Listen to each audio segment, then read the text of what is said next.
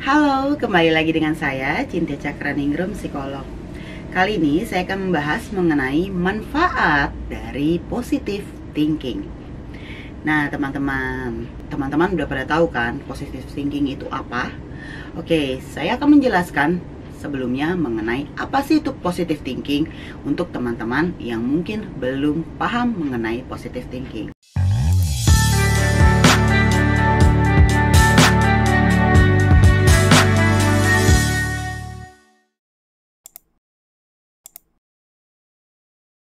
Positive thinking merupakan cara berpikir seseorang yang positif. Nah, jadi kalau ada sesuatu, orang tersebut selalu berpikir secara positif, secara yang hal-hal baiknya saja.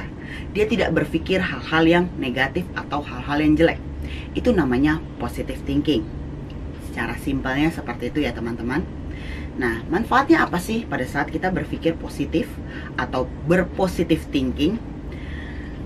Saat kita berpikir positif, otomatis semua energi kita ini mengalir arah yang positif juga.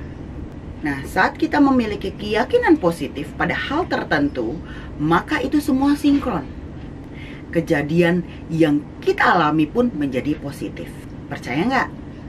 Saya pernah mengalami ini. Saya mencoba untuk berpositive thinking pada sesuatu hal, sehingga pada saat saya yakin banget kalau itu adalah hal baik, saya berpikir bahwa itu positif. Sama sekali saya tidak berpikir ada hal-hal jelek di dalam apa yang saya pikirkan. Kemudian itu disinkronkan dalam hati saya bahwa itu memang hal yang positif. Lalu kejadiannya pun menjadi positif, sesuai dengan apa yang saya pikirkan. Jadi makanya kadang kan kita pada saat kita berpikir negatif, ada orang yang bilang jangan mikir negatif dulu, nanti kejadian loh.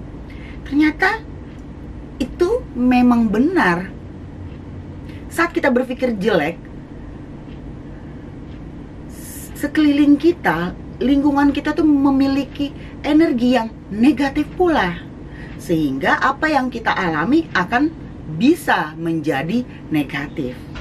Makanya memiliki pikiran yang positif atau pikiran yang baik-baik saja itu sangat menguntungkan bagi kita.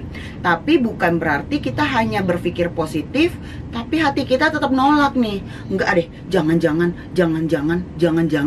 Tapi pikiran kita mau coba positif, jadi nggak sinkron. Itu nggak bisa. Kita harus menyinkronkan antara pikiran dan hati kita untuk tetap positif. Selain itu, pada saat kita berpositive thinking, kita akan menjadi lebih tenang, tidak cemas, tidak panik, tidak gelisah gitu ya. Kita akan menjadi rileks dalam mengatasi sesuatu. Biasanya orang-orang yang memiliki negative thinking, dia akan lebih menjadi cemas, menjadi panik. Saat cemas itu muncul, kita pun jadi tidak bisa berpikir lebih jernih gitu ya. Nah, makanya kita harus berpikir positif terhadap masalah apapun yang terjadi.